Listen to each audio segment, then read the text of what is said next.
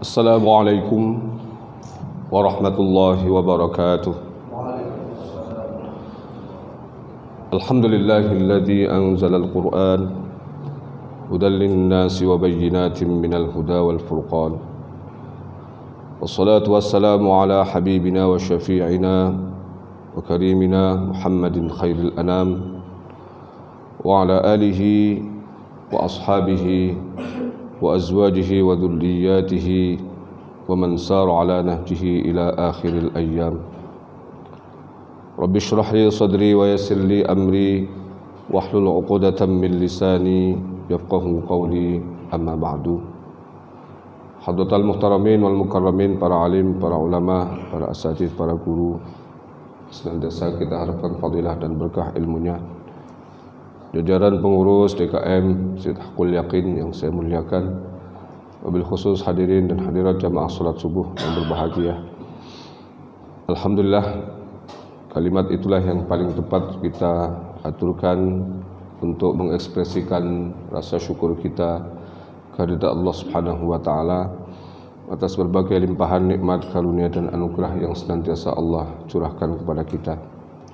Salawat teriring salam mari kita hadiahkan kepada baginda agung Muhammad sallallahu alaihi wasallam beserta keluarga, para sahabat, tabi'in, tabi'at tabi'in, dan mudah-mudahan kita semua yang ada di sini termasuk umat Rasulullah sallallahu alaihi wasallam yang akan mendapatkan syafaat beliau di hari akhir nanti. Amin ya rabbal alamin.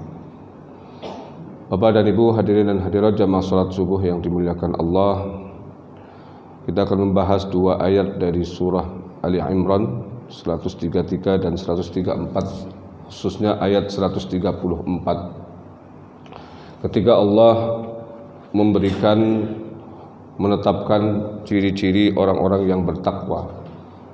Di awal surah Al-Baqarah adalah ciri-ciri orang yang bertakwa yang secara spesifik lebih kepada hubungannya dengan Allah. Jadi hudal lil muttaqin alladzina yu'minuna bil ghaibi dan seterusnya, itu adalah ciri-ciri orang-orang yang bertakwa dalam kaitan hablum minallah, hubungan dengan Allah Subhanahu wa taala. Nah, kita tahu bahwa agama Islam itu bukan hanya mengedepankan aspek-aspek hablum minallah, bagaimana kita menjalin hubungan yang paling intim, paling baik kepada Allah Subhanahu wa taala, tetapi juga bagaimana hubungan kita kepada Allah itu termanifestasikan dalam hubungan kita kepada sesama manusia, juga kepada alam semesta. Nah, inilah mengapa kemudian dalam Islam yang disebut albir atau puncak kebaikan itu ada 4. Yang pertama, bagaimana orang ini beribadah kepada Allah. Dia baik atau tidak cara ibadahnya. Nah, Bapak dan Ibu, kita memaknai ibadah bisa jadi luas, universal. Tetapi ibadah yang betul-betul mencerminkan pengabdian kita, ketundukan kita kepada Allah adalah sholat. Orang boleh bilang bahwa kerjakan ibadah, malam Jumat juga ibadah, ya Pak ya. Ya. Ngupil juga ibadah kalau tujuannya menghilangkan penyakit, betul Pak? Ya. Tapi ibadah yang saya sebutkan tadi, kerja, kemudian aktivitas-aktivitas yang lain yang kita lakukan di siang hari, mayoritas itu masih ada di kepala kita, di benak kita, sesuatu yang bersifat materi. Ya. Nggak mungkin orang bekerja kalau tidak digaji. Tidak mungkin orang dagang kalau tidak untung. Ya. Maka ada tujuan materi di situ, tujuan duniawi. Tetapi kalau orang sholat, ada nggak Bapak dan Ibu tadi sholat subuh kemudian begitu sujud, ya Allah, utang saya lunasin ya Allah? Nggak ada Pak. Jadi betul-betul pure murni karena Allah. Itulah mengapa kemudian nilai sholat itu tidak bisa dibandingkan dengan nilai ibadah, sekalipun kerja itu juga ibadah. Ya. Jadi dalam hidup manusia itu ada hablum minallah yang betul-betul harus murni, tidak dicampuri dengan aspek-aspek yang lain. Walaupun boleh, tidak dilarang. Saya mengajar seperti ini, pulang dapat amplop, nggak dilarang. Ya. Cuma beda kalau misalnya kita ngaji, betul-betul ngaji tanpa mengharapkan apapun, itu nilainya jauh lebih besar. Maka albir, puncak kebaikan yang pertama, harus termanifestasikan dalam ibadah kita kepada Allah. Tidak ada pretensi apapun, tidak ada tendensi apapun kecuali Allah. Nah, yang kedua, hubungan baik dalam interaksi. Ini yang akan kita bahas. Interaksi kepada sesama manusia. Nah, dalam surah Ali Imran ya, ayat 134, ciri-ciri orang bertakwa diantaranya yang pertama, alladzina yunfiquna fis sarra'i wad dharra, yaitu orang-orang yang selalu berinfak baik di waktu lapang maupun sempit. Nah, jadi Bapak dan Ibu, memberi, berbagi, infak, sedekah, wakaf, hibah, apapun itu namanya, itu bukan semata-mata karena kepedulian kita kepada sesama manusia, tetapi itu adalah manifestasi dari ketakwaan. Jadi nilainya sangat tinggi, Pak. Nilainya betul-betul sangat tinggi di hadapan Allah. Ya. Jadi orang tidak disebut sebagai al-muttaqin, orang yang bertakwa, sekalipun di awal Al-Baqarah dia sudah melakukannya semuanya. Sholatnya luar biasa. Ya. Kemudian aktivitas ibadah makhdhahnya, dia rajin sekali membaca Al-Quran, sehari khatam misalnya. Dia puasa Daud setiap waktu, setiap saat. Dia melakukan aktivitas ibadah makhdhah kepada Allah, sholat malamnya bahkan bisa jadi jam 12 sudah bangun sampai subuh, tidak pernah telat. Tetapi ketika aspek yang disebut hablum minan nas, salah satunya adalah berbagi kepada orang lain, tidak dilaksanakan, maka ketakwaan orang tersebut masih timpang, ya, belum komprehensif, belum sempurna. Ya. Dan Allah menegaskan di sini, ya, infak atau sedekah atau berbagi itu bukan dalam kondisi lapang saja, bahkan dalam kondisi sulit. Ini justru yang repot, yang berat itu adalah ketika Allah menyampaikan wad-dharra. Ya. Jadi tidak lengkap misalnya ada orang mengaku sebagai orang mukmin yang baik, tetapi ketika dia dalam kondisi sulit, ya, dia tidak mau berbagi. Ya. Karena ini yang paling repot, ini yang paling berat. Jangankan memberi dalam kondisi sulit, memberi dalam kondisi lapang saja banyak manusia yang gagal. Saya pernah menyampaikan, mengapa begitu berat, nah, memberikan sesuatu yang hakikatnya bukan milik kita. Berat, nah, karena semua orang, siapapun orang itu punya ego kepemilikan, nah, ego kepemilikan terhadap apapun yang dia merasa bahwa dia sudah berusaha untuk mendapatkannya dan kemudian berhasil mendapatkannya. Maka ketika sudah ada dalam genggamannya, dia enggan untuk berbagi. Nah, ini salah satu hal yang ingin Allah Subhanahu wa Ta'ala kita melawannya. Karena ego ini, ya, ya, ego yang sangat kuat, ya, ya, dari setiap orang, ya, siapapun dia, ya, apakah itu kiai, ya, atau itu santri, ya, masyarakat biasa, ya, pejabat, rakyat, ya, semuanya ketika memiliki uang 1 juta misalnya, dan kemudian diminta untuk mengeluarkannya walaupun cuma 25.000, hampir semua orang merasa bahwa itu adalah sesuatu yang berat. Kalau kita tidak melepaskan ego kepemilikan tadi, ya. Jadi Imam Ghazali pernah menyatakan ketika nafsu dan syahwat itu, ya, ingin mengendalikan kita, ingin menguasai kita, maka cara untuk melawannya adalah melakukan sesuatu yang tidak disukainya. Semua orang suka memiliki, maka ya, yang kita miliki kita bagi, kita berikan, maka nafsu pasti tidak suka, nafsu pasti tidak menyukainya, dan karena tidak menyukainya, maka kita kemudian bisa mengendalikan nafsu itu. Nah, cuman masalahnya adalah di sini dua-duanya harus bisa kita sinergikan. ketika dalam kondisi lapang mungkin banyak orang yang bisa. Tapi ketika dalam kondisi sulit, kondisi ketika kita tidak memiliki sesuatu yang berharga, bahkan bisa jadi dalam kondisi kekurangan, dalam kondisi kita punya hutang, tiba-tiba ada orang datang untuk meminta bantuan dan kita bisa memberikan bantuan itu walaupun dari uang cadangan misalnya. Nah, ini yang akan sangat sulit untuk dilakukan. Maka karena ini derajat dan levelnya adalah al-muttaqin, orang yang ada dalam puncak keimanan, maka memang tidak cukup hanya sekedar memberi pada saat lapang. Kita sudah pernah menyampaikan contoh, banyak sekali tokoh-tokoh yang bisa kita jadikan teladan dalam hal ini. Salah satunya adalah misalnya suami istri yang kita kenal semuanya, itu adalah putri dan menantu Rasulullah. Ali bin Abi Thalib dan Fatimah Az-Zahra itu putri dan menantu Rasulullah, tetapi hidupnya pas-pasan, bahkan cenderung kekurangan. Kalau saya jadi Ali, kira-kira permintaan kita ya kepada Rasulullah itu apa, Pak? Ya Allah, ya Rasulullah, ya doakan saya jadi orang kaya supaya nggak kekurangan kayak begini. Betul nggak, Pak? Itu putri Rasulullah loh. Putri Rasulullah kan ada 7 ya. Ya, yang hidup cuman 1 pada akhirnya. Walaupun 2 ada yang dinikahi oleh Utsman bin Affan, dua-duanya meninggal setelah itu.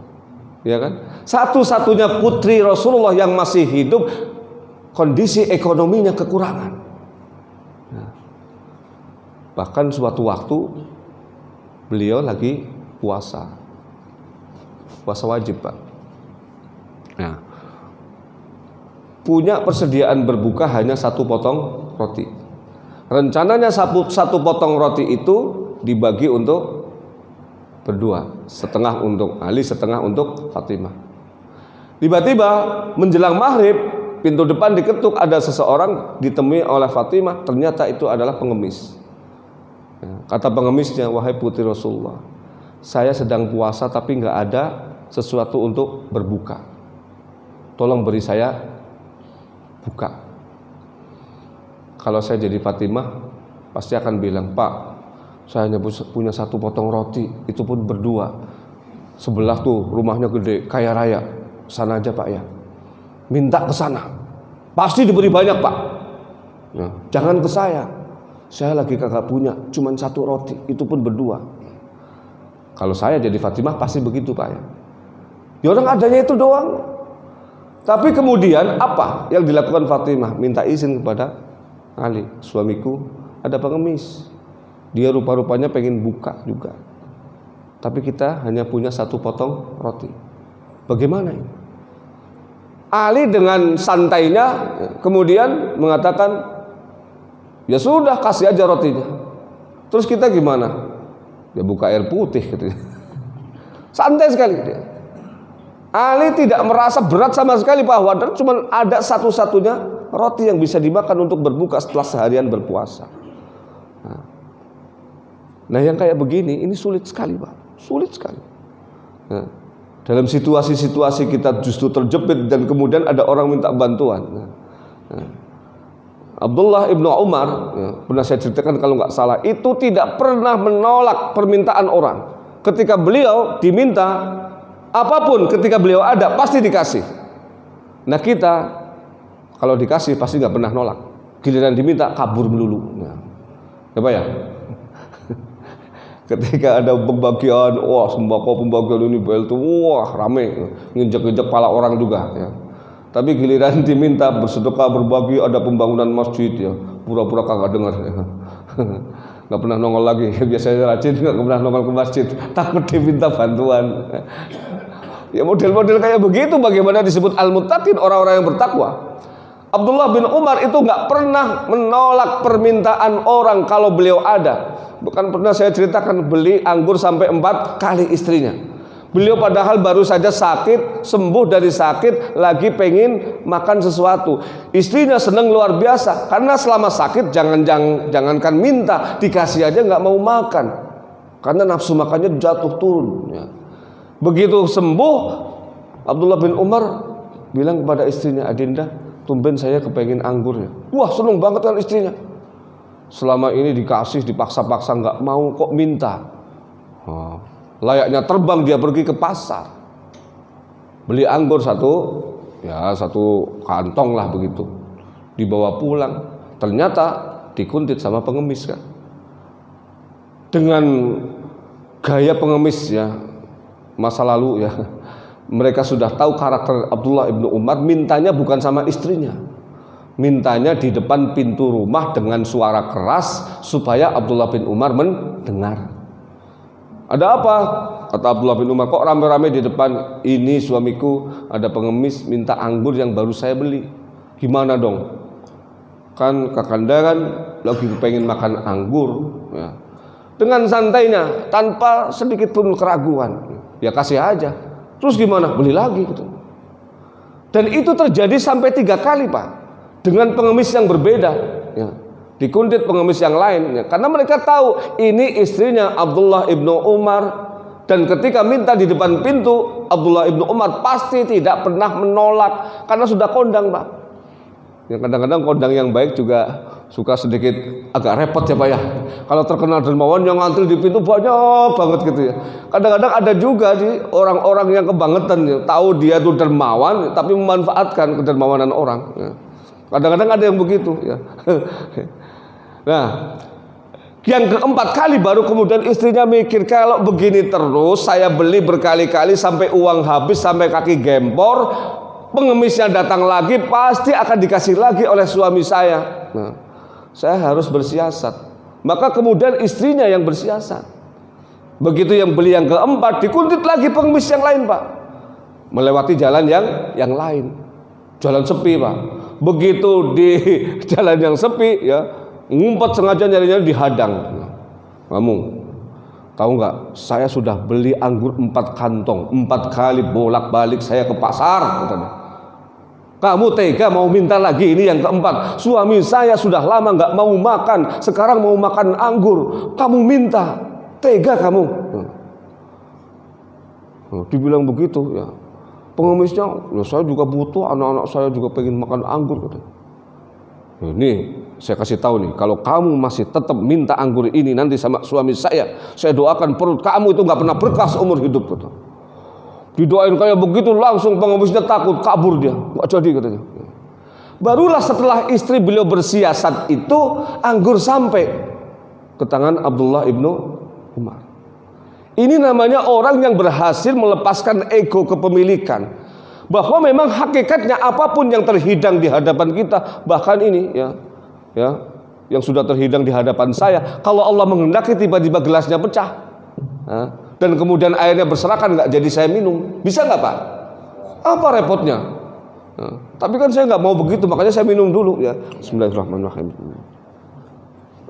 Kalau toh nanti pecah saya sudah merasakannya gitu ya Pak. Jadi ego kepemilikan ini yang ingin diberantas oleh Allah Subhanahu wa taala, siapapun itu. Ya. Mungkin tidak harus dibagi sama, kalau bentuknya manusia jangan dibagi Pak ya. Wong istri kalau dibagi nggak bisa. Ya. Barang bisa dibagi, tapi kalau misalnya yang lain-lain ya jangan, anak nggak bisa dibagi.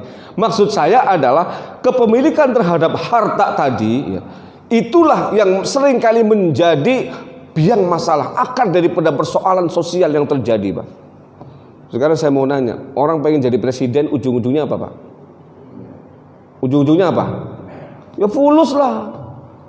Ya kalau kekuasaan bisa dimakan nggak Pak? Bisa dinikmati? Enggak ya. Kekuasaan itu hanya alat untuk mendapatkan fasilitas yang paling diinginkan semua orang, ya duit gitu loh, harta. Ya nggak Pak? Semuanya mengarah ke sana ya. Maka ini akan menjadi masalah kalau kemudian semua orang ingin mendapatkan tapi tidak mau berbagi. Sirkulasinya pasti akan macet, dan kalau macet, semua yang mampet bagus nggak Pak? Semua yang mampet bagus nggak? Nggak ada bagusnya kan Pak ya?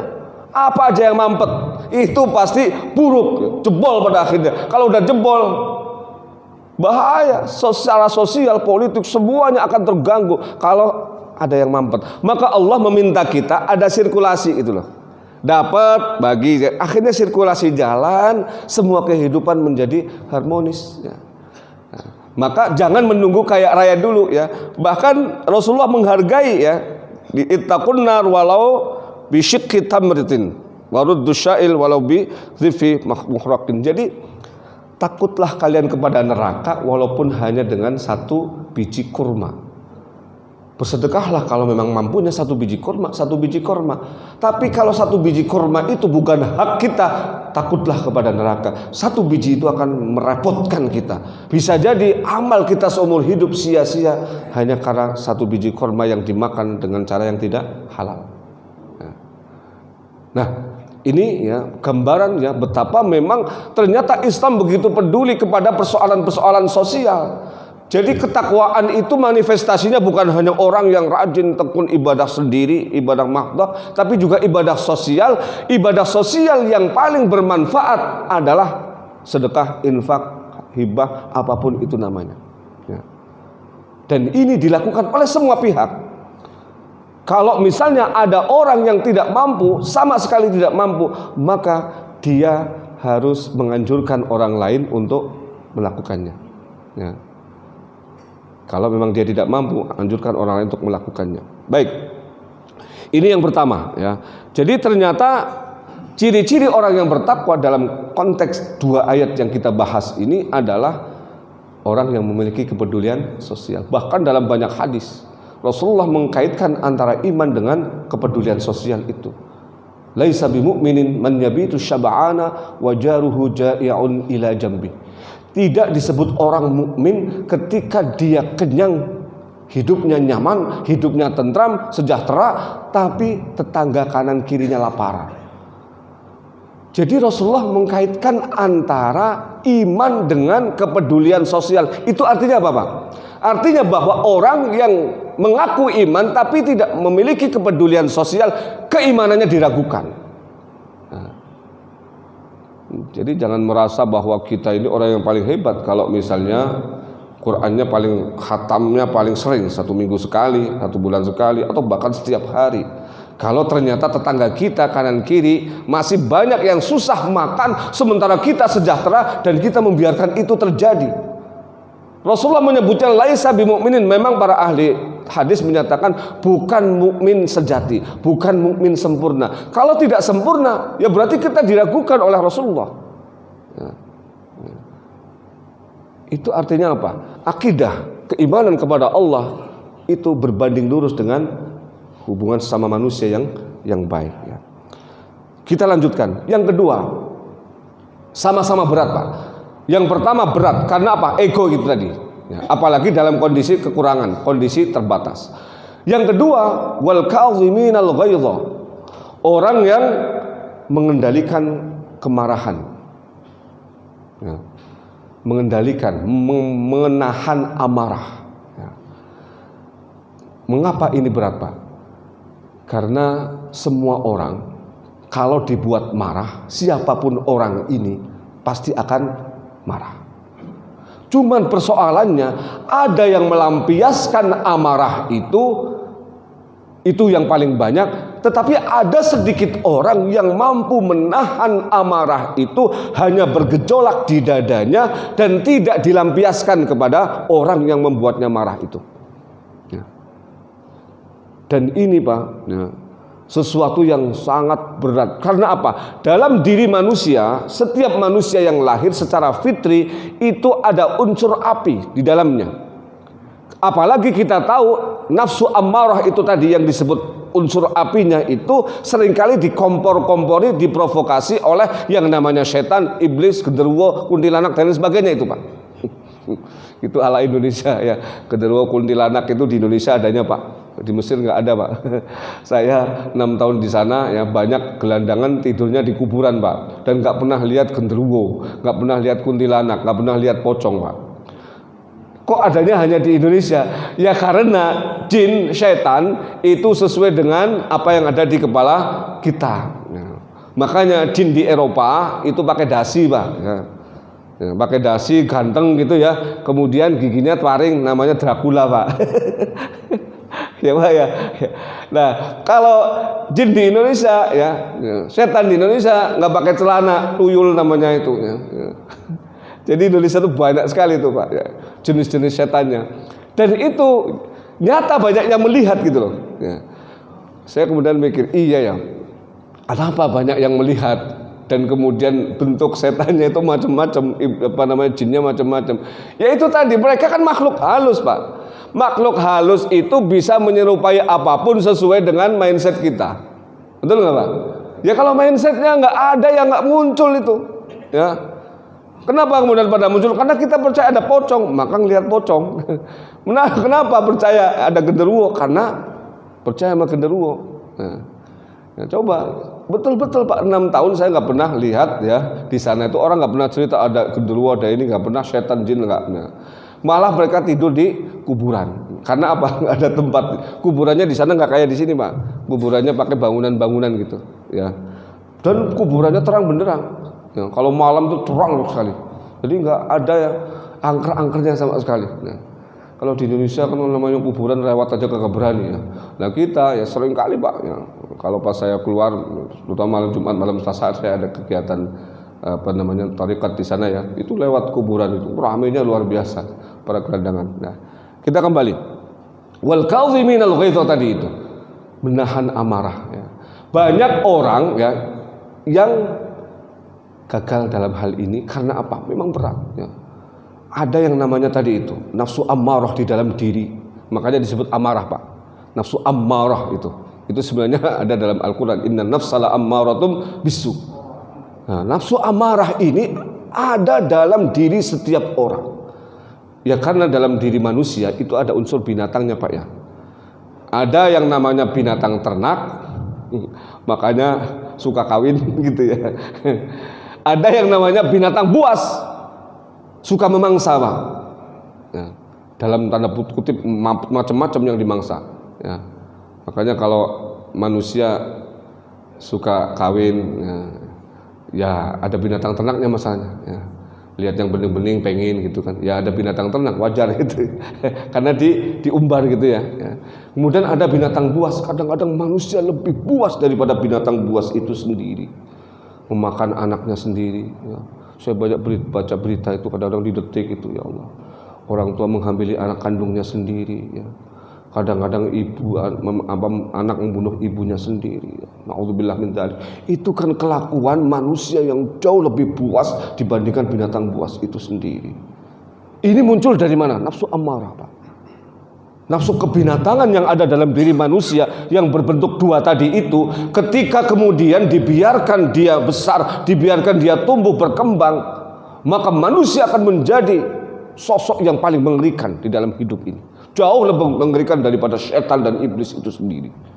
Iblis sama setan Pak, itu sekarang di masa sekarang ini mereka malah yang seringkali berlindung dari godaan manusia. Aku berlindung dari godaan manusia yang terkutuk, kata mereka ya. Ya kitanya yang berlindung dari mereka, padahal mereka lebih takut sama kita Pak ya. Ya karena memang kelakuannya udah kebangetan.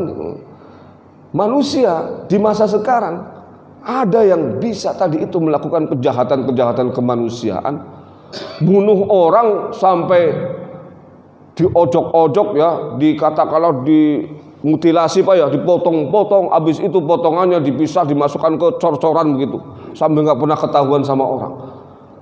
Itu kan penyiksaan dunia akhirat kepada seseorang. Sudah dimutilasi, habis itu dimasukkan ke beton begitu, nggak ada yang tahu ya. Ketahuannya setelah sekian lama ya. Dan itu manusia. Coba pernah Mbak lihat macan kemudian makan macannya yang lain dimasukkan ke beton ya. Iya mau macan nggak bisa bikin beton. Iya, karena dia nggak punya akal. Ini manusia. Bagaimana caranya kejahatan disembunyikan sedemikian rupa? Itu menunjukkan betapa nafsu ammarah sudah mengendalikan dirinya. Maka ketika ada orang mampu mengendalikan amarah yang ada dalam dirinya, dan apabila kemudian dilunakkan menjadi nafsu mutmainnah ya. Ini pekerjaan yang sangat sulit. Makanya Allah memberikan apresiasi. Siapapun orangnya dibuat marah sama pihak yang lain, dia marah tapi menahan amarah itu, orang ini termasuk orang-orang yang bertakwa. level derajatnya paling tinggi di hadapan Allah. Inna akramakum indallahi atqakum. Yang paling mulia di hadapan kalian, di hadapan Allah adalah, yang paling mulia dari kalian di hadapan Allah adalah orang-orang yang paling bertakwa di antara kalian. Puncak kemuliaan. Ya. Saya seringkali gagal di sini, Pak. Saya akui sendiri, ya. Dan mungkin juga banyak yang sama seperti saya. Gagal menahan amarah. Biasanya kalau amarah ditahan, apa yang terjadi, Pak? Ada di sini membuncak sedemikian rupa, itu nggak bisa tidur, ya, gelisah ini segala macam, ya. Dan banyak orang yang tidak kuat di sini akhirnya stres. Maka kalau psikolog, ya, itu kadang-kadang suka ngawur mereka itu.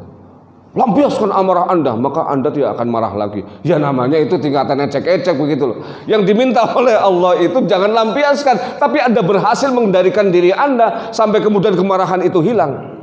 Nah itu baru hebat gitu loh. Ya, ya kan? Kalau mau melampiaskan amarah, ya, lampiaskan tapi di alam terbuka. Ya. Lampiaskan juga sama binatang-binatang, dasar kambing, dasar nggak punya akal, ya. Padahal yang dimarahin adalah istrinya misalnya. Tapi marahnya sama kambing, insya Allah masih lumayan, Pak, ya. Walaupun kambingnya, gua salah apa dimarah-marahin, yang salah istrinya yang dimarahin gua gitu. Dasar manusia, maka dia juga berdoa, lindungilah aku dari manusia yang terkutuk gitu ya. Kambingnya juga doa kayak begitu akhirnya, ya. Ya, Pak, ya. Susah itu, ya. Mengendalikan amarah itu nggak gampang, ya. Dan yang paling sering terjadi adalah orang yang paling sering berinteraksi dengan kita. Siapa? Istri dan anak-anak. Banyak di antara kita yang mendidik anak dengan rasa marah. Anaknya nggak belajar dijewer, jewernya itu sampai telinganya jadi panjang kayak telinga yang ada di film-film itu. Saking seringnya dijewer, telinganya panjang sebelah gitu. Panjang dijewer ke telinga kiri terus gitu. Ya. Itu namanya apa? Kita mendidik anak dengan rasa marah.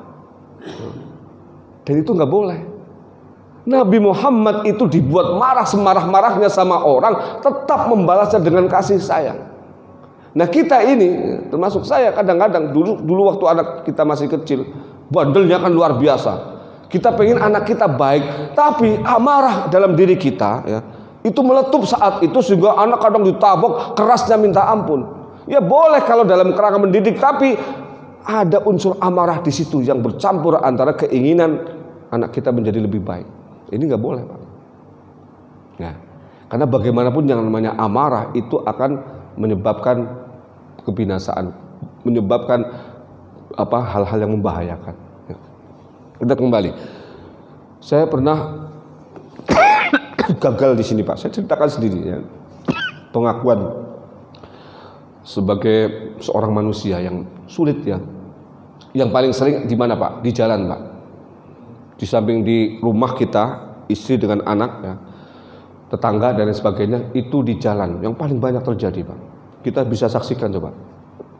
Bapak dan Ibu akan lihat karakter seseorang, pemarah atau bukan, itu ketika ada di jalan dalam situasi crowded, macet yang luar biasa atau situasinya luar biasa, ya, crowded di situ. Akan terlihat ini mana orang yang sabar, mana orang yang pemarah, mana orang yang suka buru-buru, ya, kadang-kadang mana orang yang mulutnya itu, ya, ember, itu akan terlihat itu. Ya. Nah, saya pernah mengalami itu dan gagal, Pak, karena sulit sekali itu, sulit sekali, ya. Gak bisa seperti Rasulullah, ya. Saya pulang dari pengajian kayak begini, tapi pengajiannya habis maghrib, Pak, di Masjid Bintaro Sektor 9. Masjid Raya Bintaro Sektor 9, ya. Waktu itu saya masih 2 minggu sekali atau bulanan, ya. Sekarang karena gurunya ada 70 orang, Pak, di Bintaro Sektor 9, saya jadi ngantri 3 bulan sekali baru ngisi gitu. Saking banyaknya guru di sana, ya. Nah, itu pulang habis Isya, Pak. Waktu itu hujan rintik-rintik, saya pakai motor ambil jalan tikus yang dekat. Waktu itu rumah saya masih di Pondok Ranji, dekat dengan Bintaro Sektor 9. Ngambil jalan tikus. Nah, jalannya itu hanya cukup untuk 2 motor, Pak. Satu di sini, satu di sebelah. Ya. Jadi yang di aspal itu bersebelahan. Jadi aspalnya nggak utuh, Pak. Aspalnya hanya untuk jalan motor atau jalan kaki. Nah, saya kan ambil yang kiri kan, pulang. Nah, tiba-tiba malam-malam itu Pak, habis isya itu lagi rintik-rintik ya, gelap ya, itu kan di persawahan itu, mau masuk persawahan gelap, ada jalan alternatif kan.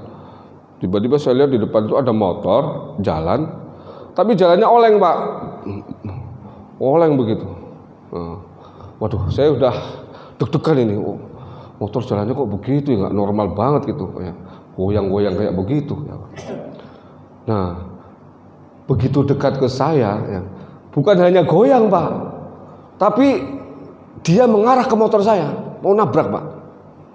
Entah sengaja atau tidak itu, goyang-goyang begini, mau nabrak saya. Nah, saya refleks kan mau ditabrak, akhirnya belok kiri supaya tidak tertabrak. Nah, celakanya belok saya karena panik, kebablasan, masuk ke sawah Pak, blung gitu kan. Sawahnya masih basah, baru mau ditanam itu, apalagi baru aja ditanam padi itu, blung masuk ke situ. Ya Allah, saya pakai sarung gitu kan ya, motor basah gitu kan. Waduh, pokoknya alih-alih mereka minta maaf Pak, ya, apa yang mereka lakukan setelah membuat saya jatuh itu, mereka cekaki-cekiki, ketawa, hihihi, tertawa Pak, menertawakan saya yang masuk ke sawah itu. Saya Pak, ini anak muda boncengan Pak ya. Saya ketika itu nggak mampu. Nah, seandainya saat itu mereka minta maaf ya Pak, selesai itu. Sayangnya alih-alih meminta maaf malah menertawakan saya. Dongkol kan Pak di sini Pak. Dongkol, saya marah itu. Akhirnya muncul pelampiasan, dasar wong edan, saya bilang gitu ya. Muncul Jawa saya itu, wong edan ya. Itu kan makian Pak ya. Padahal pengajiannya menceritakan tentang sabar. Pulang langsung diuji gagal ya. Dan itu banyak Pak ya. Dalam situasi yang sama, mungkin Bapak juga sama itu. Dalam kondisi kayak gitu, mereka menertawakan kita, dongkol luar biasa. Dan ini kerap kali terjadi dalam hidup ya. Dan banyak orang yang gagal di sini. Karenanya siapapun yang berhasil dalam level ini ya, dia marah tapi kemudian menahan amarah itu tidak terlampiaskan sampai membuat dirinya misalnya stres sendiri, misalnya gak bisa tidur, gelisah ini segala macam, tapi pada akhirnya mampu mengendalikannya. Nah, ini menurut Allah Subhanahu wa taala orang pilihan. Ini orang spesial. Nah, makanya sering-sering dibikin marah sama istri Pak. Nanti kalau sudah biasa ya akhirnya nggak marah lagi. Habis itu sama orang, Allah biasa istri saya lebih daripada ini ya. Akhirnya terbiasa gitu kan Pak. Ya kadang-kadang yang buruk-buruk itu jangan senantiasa dianggap buruk Pak. Justru bisa jadi itu ada manfaatnya gitu kan. Ya. Nah, baik kita lanjutkan. Ini yang kedua. Yang ketiga, wal afina 'anin nas. Wal afina itu artinya memaafkan manusia. Maaf yang dimaksud al-afu Pak, saya pernah menjelaskan kalau tidak salah. Al-afu atau memaafkan artinya apa? Menghapus memori buruk, kenangan buruk terhadap orang yang telah berbuat buruk kepada kita. Sehingga apa yang buruk itu tidak lagi terlihat buruk dalam hati kita. Itu namanya memaafkan Pak. Jadi kalau bapak atau ibu memaafkan seseorang tapi masih ada ganjalan, namanya belum memaafkan. Namanya masih tadi tingkatan yang pertama tadi al-kadzimin al-ghaidz, berarti masih marah cuman tidak dilampiaskan. Ya, itu bagus, tapi lebih bagus lagi ketika tidak ada lagi kemarahan sama sekali, yang ada adalah kosong. Ya. Ini jauh lebih sulit Pak. Ya. Ketika ada orang membuat kita marah, tapi kita tidak marah.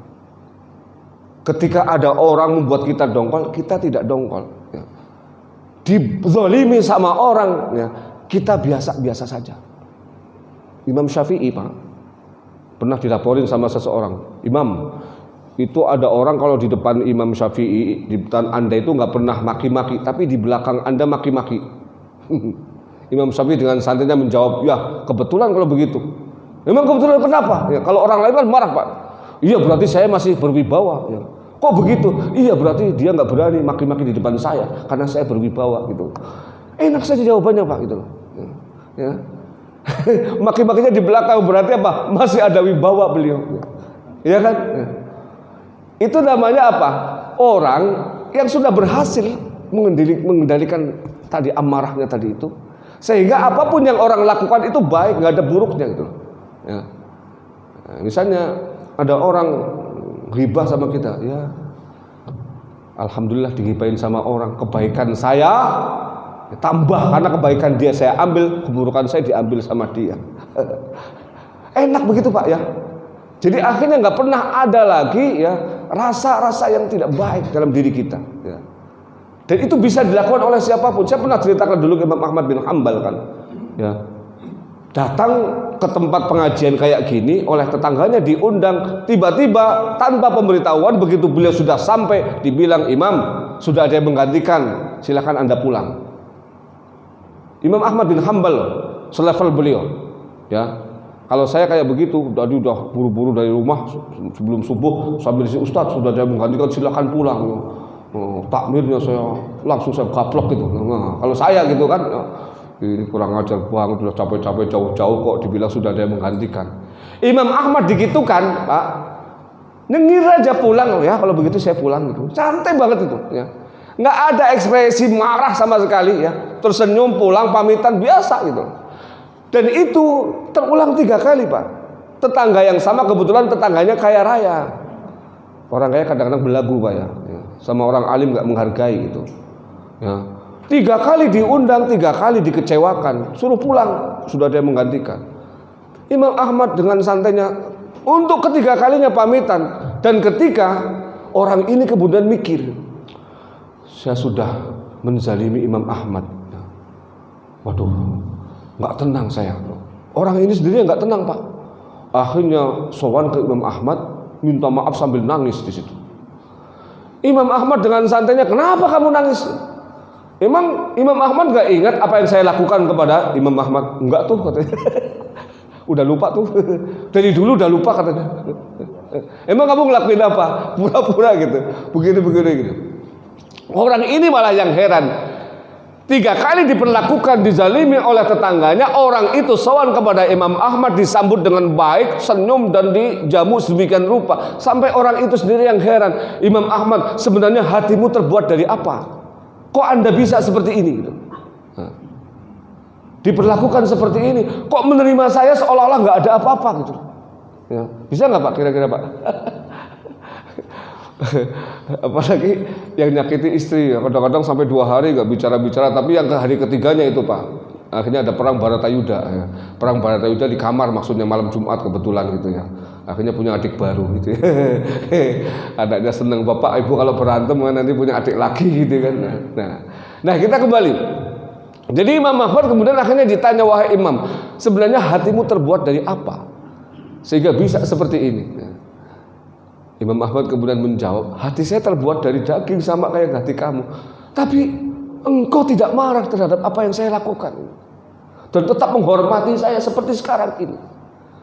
Imam Ahmad kemudian mengatakan, saudaraku, ya, saya itu punya prinsip begini. Ya, ketika tetangga mengundang, ya, maka saya pasti akan datang kalau saya tidak ada halangan. Bukan karena apa-apa, tapi karena Rasulullah memerintahkan saya untuk melakukan itu. Man kana yu'minu billahi wal yaumil akhir falyukrim jaruhu. Barang siapa mengaku iman kepada Allah dan hari akhir, maka muliakan tetangganya. Itu perintah Rasulullah dan itu abadi dalam hadis. Saya akan tetap melakukan itu sepanjang hayat saya, dan saya tidak peduli bagaimana kelakuan orang yang mengundang saya, bagaimana kelakuan tetangga saya kepada saya. Selagi undangan itu masih berlaku dari Rasulullah, saya akan tetap hadir. 1000 kali kamu mengundang saya, 1000 kali saya hadir kalau saya sempat. Bisa nggak Pak kayak gitu Pak? Berarti Imam Ahmad nggak memperhitungkan sama sekali itu urusan manusia itu. Yang beliau perhitungkan adalah bagaimana agama itu dilaksanakan. Ini orang nggak gampang baper. Ya. Dan kalau begitu Pak, hidup itu enak Pak. Ya. Mau dijelekin orang, wah mukanya jelek, emang jelek ya. Udah nggak usah jelek, udah jelek sendiri. Ya udah selesai gitu kan. Ya. Dipuji-puji sama orang ya. Nah, biasa aja kali itu. Ya. Emang saya bisa begini bukan karena saya, Allah yang memberikan semuanya kepada saya. Enak juga, nggak terbang, begitu jelek kan nggak terpuruk gitu kan. Ya. Karena apa? Orang ini memang tadi itu ya, mampu mengendalikan dirinya sehingga tidak terprovokasi, tidak terpengaruh oleh apapun di sekitarnya. Sekalipun bisa jadi itu adalah hal yang hebat, sehebat-hebatnya. Ya. Karena orang-orang seperti ini disakiti pun pasti akan tidak sakit. Apalagi kemudian dibuat orang dipergauli dengan baik. Ya, bagaimana dia akan membalas? Wong disakiti aja nggak merasa sakit. Ya. Imam Ahmad contohnya tadi, Imam Syafi'i. Ya. Enak sekali jawabannya gitu loh. Nah hidup kalau kayak begini tuh nggak ada matinya Pak. Ya. Nyengir terus bawaannya, senyum terus. Ya. Nggak pernah yang namanya sedih gitu. Ya. Pak, kok perasaan tambah gemuk ya. Ya. Ya biar aja orang gemuk kok ya. Itu namanya nikmat, karena nikmat itu salah satu maknanya adalah ziyadah, pertambahan berat badan itu juga termasuk nikmat. Oh, dokter marah-marah, apa begini, obesitas begini ya. Lah hidup ini harus dinikmati. Kalau ini nggak boleh, itu nggak boleh, terus apa yang bisa kita nikmati? Ya. Saya suka digituin sama orang-orang, perasaan tambah gemuk ya. Alhamdulillah tambah gemuk daripada tambah kurus ya. Kurus lama-lama habis gitu. Ya kita kembali. Itu yang ketiga. Dan ini lebih berat dari yang kedua tadi Pak. Karena apa? Yang kedua tadi kan masih marah, hanya ditahan, tidak dilampiaskan. Nah yang ketiga ini sudah tidak ada marah, ya, tidak ada rasa apa-apa. Ya. Jadi ketika dibuat marah tidak ada rasa apa-apa. Ya. Tapi yang lebih hebat ini ciri-ciri yang keempat. Nah, makanya sebenarnya ini kalau kita lihat ada runtutannya itu. Ya. Yang keempat itu apa? Dengan redaksi yang berbeda. Wallahu yuhibbul muhsinin. Allah mencintai orang-orang yang berbuat baik. Di sini ada embel-embel, ada mahabbah Allah. Di situ ditambah karena apa?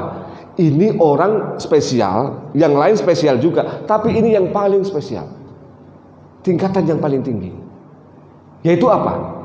Kalau tadi yang pertama masih marah tapi ditahan, yang kedua sudah tidak ada marah, yang ketiga malah berbuat baik kepada orang yang berbuat marah kepadanya. Berbuat baik pada orang yang membuatnya marah. Itu berarti lebih tinggi Pak. Dan itulah akhlak Rasulullah. Beliau senantiasa berbuat ihsan. Maka redaksi ihsan ini pun dialamatkan kepada kedua orang tua Pak. Ya. Wabil walidaini ihsana. Kenapa? Tidak hanya berbuat khair. Orang tua sekalipun dia salah, tidak boleh kita berbuat yang salah yang sama, kesalahan yang sama. Orang tua walaupun buruk kepada kita, memperlakukan kita dengan buruk, kita tidak boleh membalasnya dengan perlakuan yang buruk juga. Tapi sebaliknya Pak, saya seringkali dicurhatin sama mahasiswa anak-anak. Pak, bapak saya begini-begini gimana Pak ya? Saya bilang, Bapak kamu muslim gak? Kadang muslim gitu. Masih ngasih makan gak? Masih. Tapi Pak, main tangan begini-begini, ngomongnya kasar begini-begini. Kamu tahu nggak? Kamu harus ngapain? Ini saya bilang, kamu tahu surah Luqman? Tahu? Coba baca. Wa in jahadaka ala an tusyrika bi ma laysa laka bihi ilmun fala tuti'huma wa sahibuhuma fid dunya ma'rufa. Ini khusus untuk orang tua.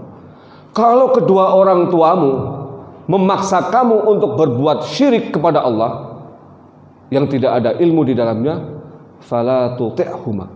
Jangan taati kedua orang tua yang mengajak berbuat syirik itu. Tapi wasahibhuma fid dunya ma'rufa. Tetapi pergaulilah keduanya di dunia dengan cara yang ma'ruf. Itu sama orang tua yang musyrik, ngajak kesyirikan lagi. Kita harus berbuat ma'ruf. Ini orang tua baru mukul, baru masih ngasih makan, muslim lagi, masih sholat ya. Kok kamu mau durhaka sama keduanya? Bandingannya jauh sekali Pak ya. Ya. Maka memang orang tua berbeda dengan yang lain. Ya. Karena mereka yang menjadi wasilah wujudnya kita di dunia ini. Ibarat kata Allah yang menciptakan kita secara hakiki, mereka yang menciptakan kita secara nisbi. Maka nggak boleh, ya. Maka membuat ihsan itu seperti itu, Pak. Ihsan itu adalah berbuat baik bahkan kepada orang yang telah berbuat buruk kepada kita. Nah, dalam kehidupan sehari-hari mungkin di masa sekarang akan sulit kita menemukan orang seperti itu. Tapi bisa kita lakukan. Nyatanya ayat ini kan ada, Pak. Ayat ini ada untuk apa? Menjadi panduan untuk diamalkan, ya. Berarti apa? Umat Nabi Muhammad sesuai dengan contoh teladan Rasulullah itu bisa melakukan, ya. Nah, apa yang kita bahas sekarang ini, Pak? Alladzina yunfiquna fis sarra, itu adalah kepedulian sosial ketika pemberdayaan ekonomi masyarakat itu berjalan. Kemudian interaksi sosial yang terjadi di antara komponen-komponen muslim, umat Islam baik individu maupun kolektif itu dibangun atas 3 landasan yang kita sampaikan dalam ayat ini. Betapa dunia ini akan damai, Pak. Betapa tidak akan pernah ada yang namanya friksi.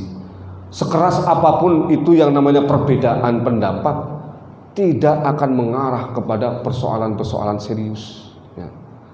Makanya ketika kita kaitkan dengan yang 2024 nanti, ya, ini ayat bisa menjadi panduan bagi kita. Mungkin suatu waktu kita dibuat marah sama tim sukses tertentu, dibuat marah sama orang-orang tertentu yang terkadang gayanya belagunya minta ampun misalnya begitu, ya. Tolong, ya, jangan masukkan ke dalam hati, ya. Karena di sekitar kita tidak semua orang berbuat baik kepada kita. Tidak semua orang pasti menyenangkan kita. Ada yang tidak menyenangkan dan bisa jadi jumlahnya itu lebih banyak daripada orang yang tidak berbuat baik kepada kita, ya. Maka kalau sikap kita, ya, mengacu kepada 3 hal yang kita sampaikan tadi. Ketika dibuat marah, tahan amarah itu. Ketika dibuat orang sakit hati, maka maafkan mereka. Dan ketika bahkan dizalimi oleh orang lain, ya, diperlakukan dengan buruk oleh orang lain, jangan balas. Justru sebisa mungkin kita balas keburukan yang telah mereka lakukan dengan kebaikan. Dan itu dicontohkan oleh Rasulullah dalam banyak kisah.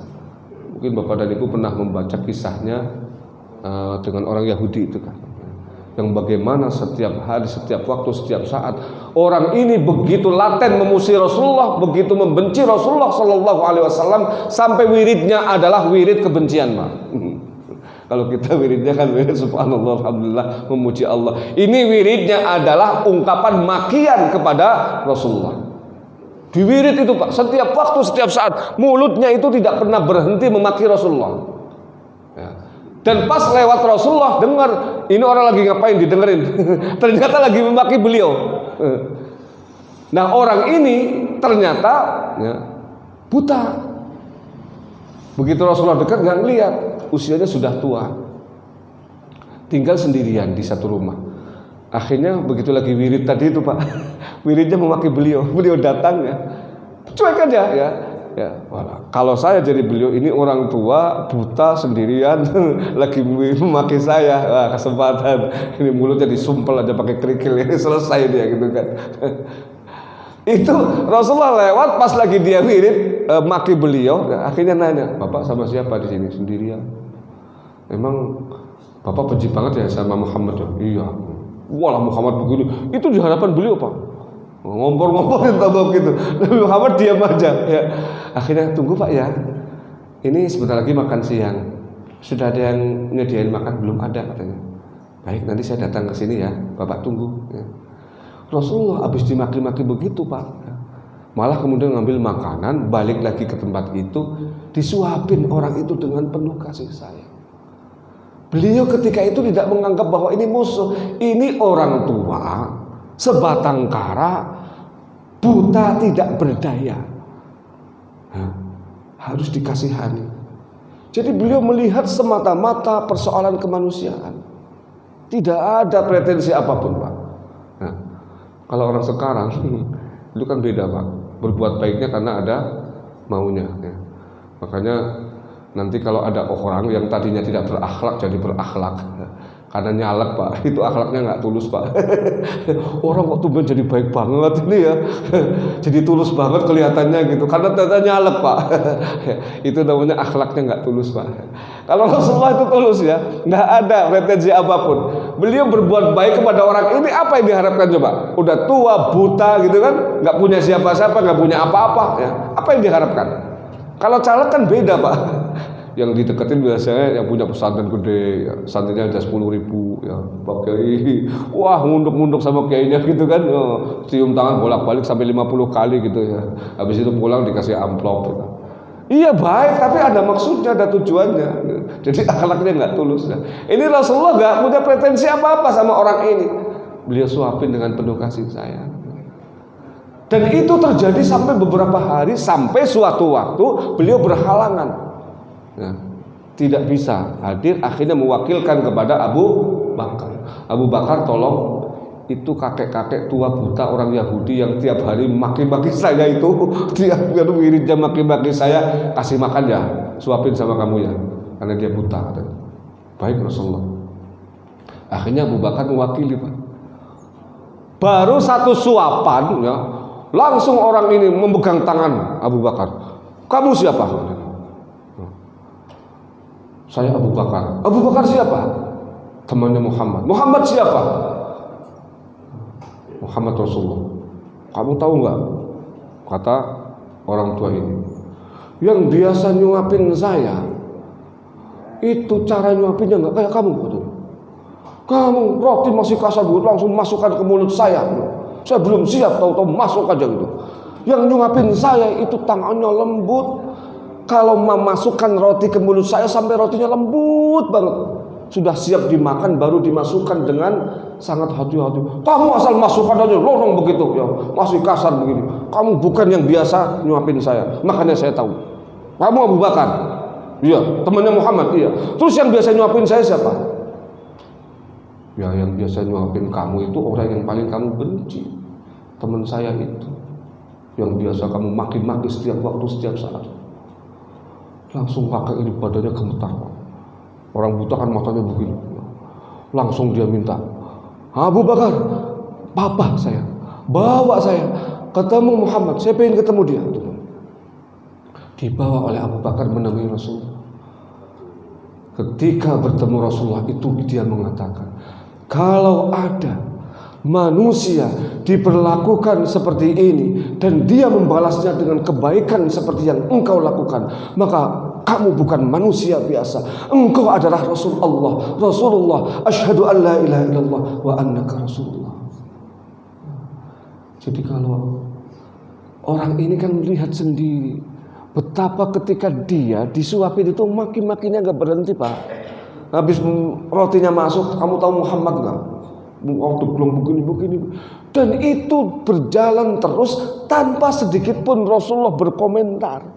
Bahkan suapannya pun tidak berubah, suapan kasih sayang. Ya kalau ada manusia akhlaknya kayak begitu, berarti bukan manusia biasa Pak ya. Itu manusia yang hatinya itu terbuat dari intan, dari berlian. Inilah akhlak beliau, dan kita sebenarnya bisa dalam konteks-konteks tertentu ya, terbatas sesuai dengan kemampuan kita, insya Allah bisa melakukan. Baik, itu yang bisa kita lakukan. Sudah 1 jam saya bicara, mudah-mudahan ada yang bisa diambil hikmah dan manfaatnya. Silakan, ada yang ingin ditanya kepada itu, silakan Pak. Ya. Wassalamualaikum warahmatullahi wabarakatuh. Kalau pada orang itu kita maafkan, kita akan mendapatkan insya Allah rewardnya di akhirat.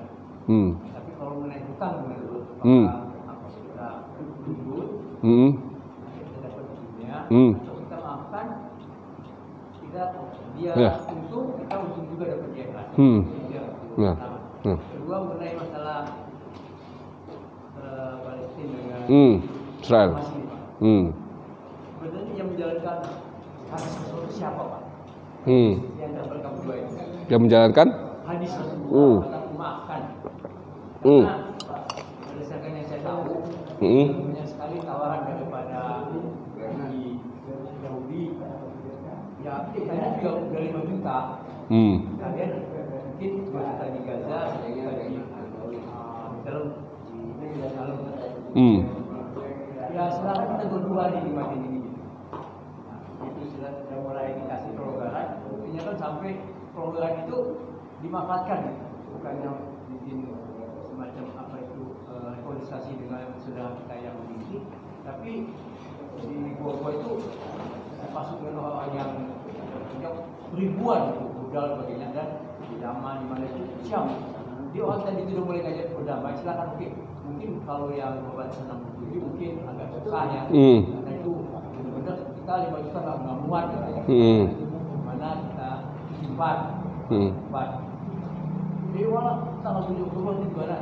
Caranya tuh malah hari tasir yang beliau itu hari katanya sebagai ini. Nah, jadi yang pertanyaannya seperti simpel. Yang diterapkan, maafkanlah jauh dari kita atau saya sangat senang saya melakukan, tapi apakah saudara kita ini menjalankan hadis tersebut? Baik ya. Yang pertama mengenai hutang ya. Memang kalau hutang bagaimanapun ketika yang memiliki piutang tadi ya tidak menghalalkan atau membebaskan, maka akan tetap menjadi tanggungan sampai hari kiamat. Dan itu amalnya orang tersebut akan ditunda perhitungannya sampai hutangnya dilunasi. Nah, kalau toh sampai di akhir nanti ada perhitungan tersendiri dari Allah terhadap orang yang berhutang dan belum melunasinya. Ya, tetapi memang dalam konteks yang menghutangi tadi itu, maka sebaik-baik orang adalah ketika orang yang berhutang kepada kita, ya, kemudian ketika kita merasa bahwa orang itu tidak sanggup melunasinya dan kita tanpa ada pelunasan dari orang tersebut tidak ada masalah secara ekonomi, ya, itu adalah pahala yang amat sangat besar, dan melebihi pahala orang sedekah. Ya. Jadi orang sedekah itu, ya, itu pahalanya adalah 10 kebaikan. Satu kali sedekah misalnya 1 rupiah, 10 rupiah, 1000 berarti 10.000 kebaikan. Tapi kalau memberikan piutang itu 12 kebaikan, lebih banyak daripada orang yang memberikan sedekah. Mengapa? Padahal kalau seandainya tahu suatu waktu akan balik, apalagi sampai tidak balik 2 kali lipat, sudah dapat 12, dapat 10 lagi, sedekah lagi, berarti 22 kali ya, kelipatannya Pak ya. Kalau toh seandainya tadi piutang balik, itu kita lebih banyak dapatnya dibandingkan sedekah. Karena apa? Orang yang hutang pasti butuh Pak, tapi orang yang diberi belum tentu membutuhkan, maka nilainya lebih tinggi. Apalagi kemudian habis kita piutang, kita sedekahkan 2 kali lipat, 22 kali lipat pahala daripada orang itu. Nah, apalagi misalnya orang itu saudara, orang itu masih kerabat kita, orang itu masih orang-orang yang kita kenal. Tetapi kalau memang uang itu akan mempengaruhi kehidupan kita, misalnya jumlahnya besar, 1 miliar misalnya, kan besar Pak, ya. Dan kita butuh banget uang itu misalnya untuk keperluan-keperluan kita, ya tetap ya, harus dijalankan mekanisme yang sesuai dengan ketentuan utang piutang itu. Dalam Islam juga disebut ada muamalah berkaitan dengan ini dan ada aturannya. Nah, nanti kalau misalnya terpaksa kita misalnya menuntut ya, karena memang kita butuh sekali, ya tidak masalah, orang itu hak kita kok. Ya. Tapi kalau kemudian sampai dimaafkan ataupun dianggap tidak ada, itu luar biasa. Ya. Nah yang kedua, siapa yang mengamalkan hadis itu? Nah ini saya dalam posisi seperti ini memang kita sulit Pak ya, untuk mengatakan sebenarnya siapa sih yang membuat onar terlebih dahulu ya. Kalau aksi dan reaksi itu pasti ada ya, tetapi memang yang kita saksikan kemarin itu ya, reaksi dari Israel ketika Hamas menyerang. Memang Hamas pertama kali yang menyerang kan, itu berlebihan sehingga membinasakan sekian puluh ribu orang ya. Itu yang sampai rumah sakit dibombardir, kemudian sekolah, tempat-tempat ibadah juga dibombardir. Itu yang membuat masalah, maka kemudian dikecam oleh seluruh dunia. Tapi kalau misalnya persoalannya adalah persoalan yang sebenarnya bisa dimusyawarahkan ya, maka yang paling lebih dahulu diutamakan untuk memaafkan ya orang Islam itu sendiri ya. Ya karena yang mengamalkan ajaran kan kita, bukan mereka. Mereka kan nggak tahu menahu ya, tentang ajaran yang baik itu. Mereka memang sudah wataknya seperti itu. Ya. Tetapi kan memaafkan seperti apa? Ya. harus ada batasannya. Maka yang paling tepat menurut saya adalah harus ada perjanjian hitam di atas putih dan harus ada konsekuensi. Misalnya kalau yang melanggar seperti apa. Nah, persoalannya kita ini sekarang ya, kenapa kemudian banyak simpatisan dari berbagai belahan dunia ya kepedulian kepada mereka, karena Palestina ini seolah-olah ditinggalkan sendiri ya. Hamas dengan Palestina itu bisa jadi sebenarnya terpisah, Pak. Ya, karena orang Palestina itu sama kayak orang Indonesia yang pengen hidup damai. Ya. Tapi Hamas sama Israelnya ini yang berantem kan.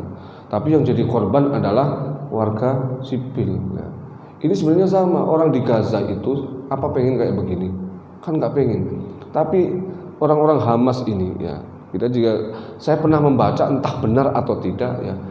Orang-orang yang masuk di Hamas itu tidak semuanya adalah orang yang tulus membela Islam. Ada juga oknum-oknum yang sengaja diselundupkan oleh musuh-musuh Islam untuk mengacaukan semuanya. Saya khawatir kalau ini terjadi, Pak. Ya, di Hamas itu ya tujuannya memang untuk membumi hanguskan Palestina. Gitu. Jadi ada orang-orang di situ dipasang ya, kemudian mengatasnamakan Hamas ya, membuat masalah Israel, kemudian menjadi kesempatan. Saya pernah membaca referensi dalam koran Arab itu ya, yang seperti itu. Kalau ini terjadi, ini memang siasat buruk dari musuh-musuh Islam yang memang ingin Palestina itu hangus, Palestina itu hilang dari belahan dunia ini ya. Karena saya pernah membaca juga, Pak, orang Palestina itu salah satu ya orang atau kelompok orang yang paling ditakuti oleh Israel. Karena apa?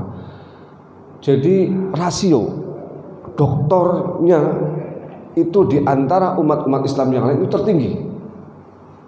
Itu Palestina, Pak. Jadi orangnya pintar-pintar.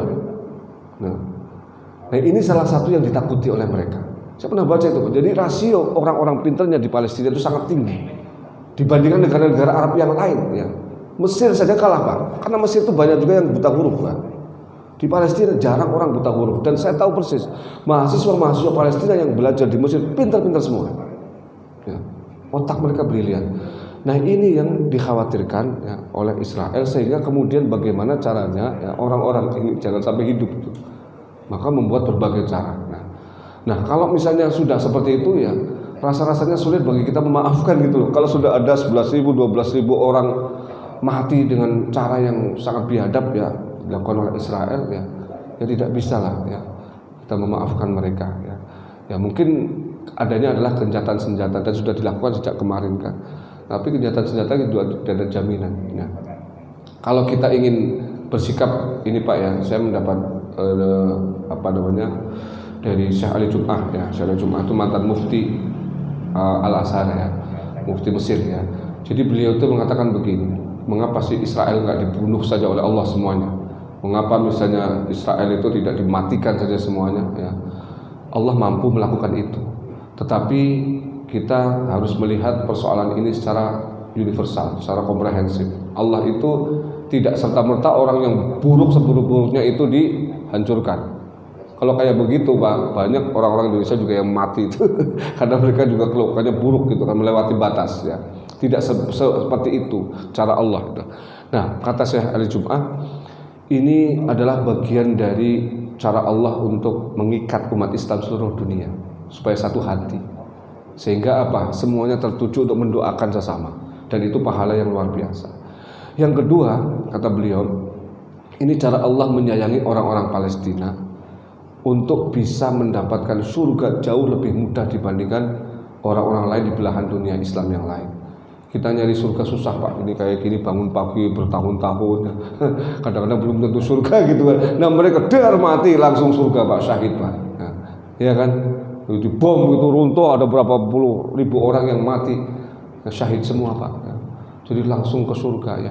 Ini kata Syekh Ali Jum'ah, kalau kita lihat zahirnya memang mengerikan, tapi batinnya adalah kasih sayang Allah untuk memasukkan mereka ke surga jauh lebih mudah dibandingkan bangsa-bangsa yang lain.